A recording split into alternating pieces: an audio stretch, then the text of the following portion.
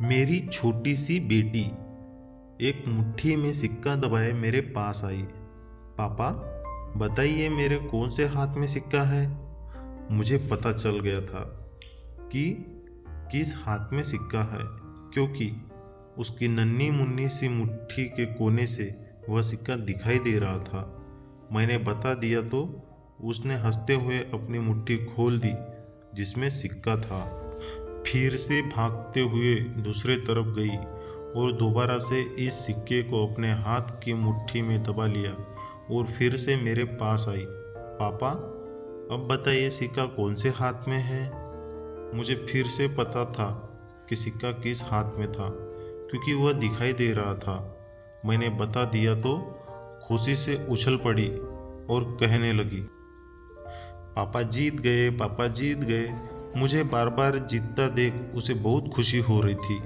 वह फिर से मुट्ठी में सिक्का दबाए मेरे पास आई और मुझे पूछने लगी। इस बार मैंने सोचा कि मैं उसे जिता दूं, तो मैंने इस बार गलत मुट्ठी दिखा दी, जबकि मुझे पता था कि इस बार भी कौन सी मुट्ठी में सिक्का है। लेकिन मेरे मासूम सी बच्ची के चेहरे पर परेशानी और कंफ्यूजन साफ दिखाई दे रही थी, क्योंकि वह चाहती थी कि इस बार भी मैं जीत जाऊं, लेकिन मैं चाहता था कि इस बार मेरी बेटी जीत जाए।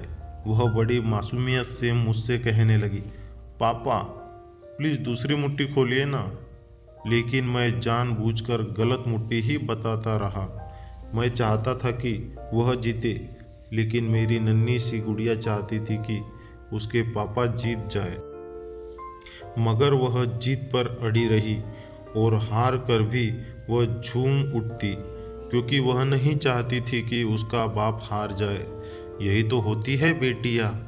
बेटी माता पिता की जुबान का सम्मान करती है। वह खुद हार जाती है, लेकिन माँ बाप की जीत से समझौता नहीं करती। बेशक बेटियों के प्रेम में कोई मिलावट नहीं होती। यह तो ईश्वर की तरफ से दिया हुआ सबसे अनमोल तोहफा होती है, और यह तोहफा उसी को मिलता है जो उसकी कद्र करना जानता है।